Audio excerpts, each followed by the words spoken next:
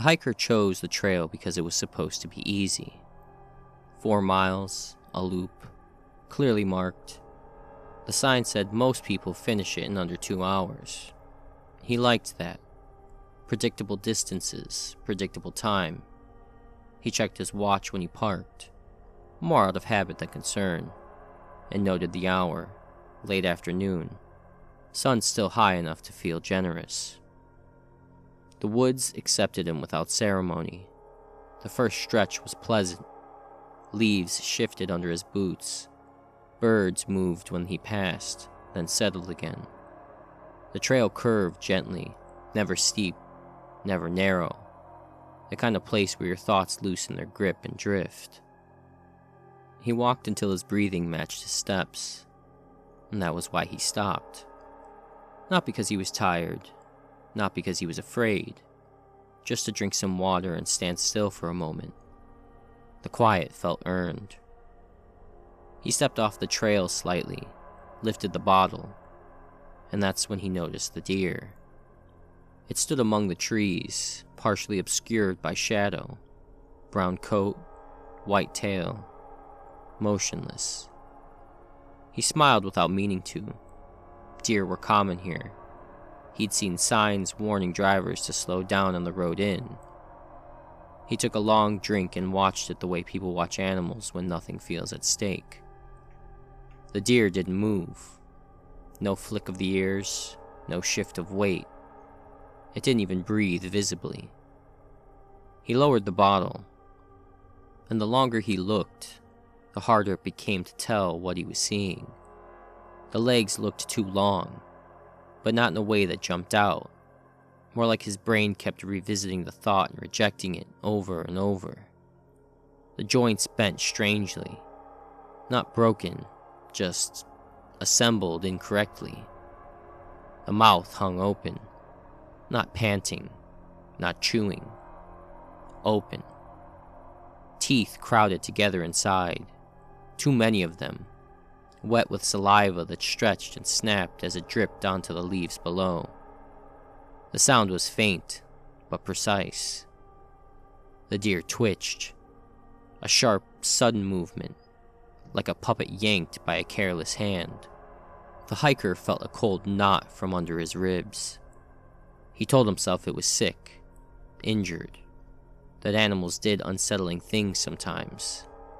Still, he capped his bottle and stepped back onto the trail. He didn't rush, but he didn't linger either. As he walked, the forest behind him felt quieter, as if something had leaned forward and then decided to stay still.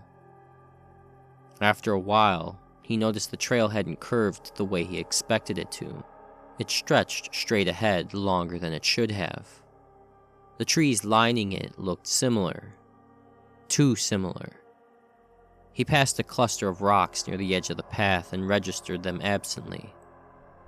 Later, he passed the same rocks again. He stopped. The moment he did, the air felt heavier. Not colder. Heavier. Like pressure settling around him. He checked his watch. Only a few minutes had passed. He frowned, shook his wrist as if the watch might correct itself, and then shrugged. Time slipped when you weren't staring at screens. That was normal. He took another drink, and then that feeling crept up his spine immediately. That sense of attention, of something aligning itself with him. He looked up. The deer stood down the trail, 50, maybe 60 feet away. Same posture, same open mouth, same twitch. It hadn't followed the path. It had appeared where the trail repeated itself. His heart began to pound. He backed away slowly, every step deliberate. The deer didn't advance. It didn't retreat. It waited. The forest felt wrong now. Sounds dulled, as if the trees were absorbing them before they could travel. Even his breathing sounded intrusive, like it didn't belong. That was when fear stopped being a spike and became a weight. This thing wasn't stalking him. It was measuring him. He jogged, then ran. The trail dipped and twisted sharply, roots grabbing at his boots, branches scraped his arms. He waited for the sound of hooves behind him. There were none.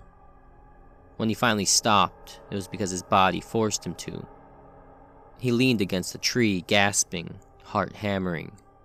He checked his watch, nearly an hour gone. The sun hadn't moved the way it should have. His legs didn't feel like they'd carried him that far. He took a step forward, and then froze. The fallen log, shaped like a crooked bench, stood a few feet ahead of him.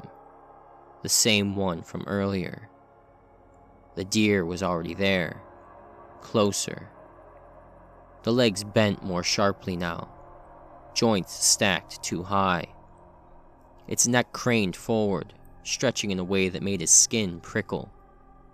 The mouth opened wider, skin pulling tight at the corners, teeth clicking softly together like they were practicing something.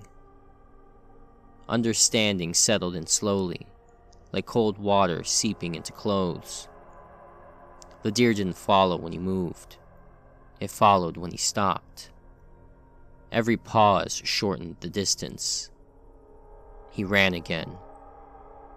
The forest repeated itself. The same bend, the same rocks, over and over, like the trail had learned a single sentence and refused to say anything else.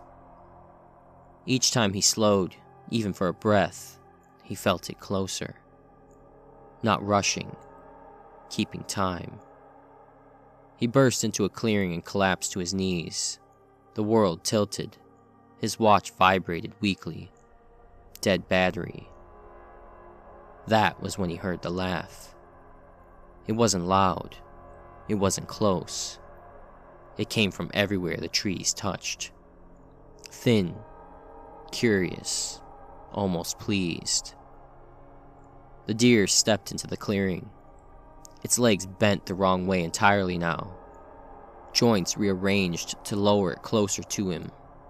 Its mouth stretched impossibly wide, skin splitting at the corners, teeth grinding together in anticipation. The laugh came from its throat.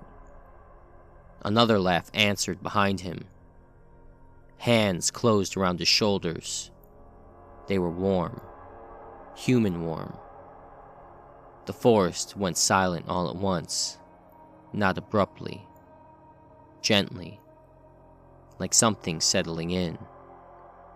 Time stopped with him, and the deer did not. The hiker was never seen again, and the trail has never given anything back.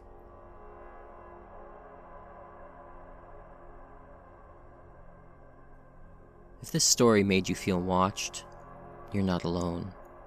Subscribe to Midnight Delight for more stories best heard after dark, and leave a like if you made it all the way through. Just don't pause too long out there. Good night.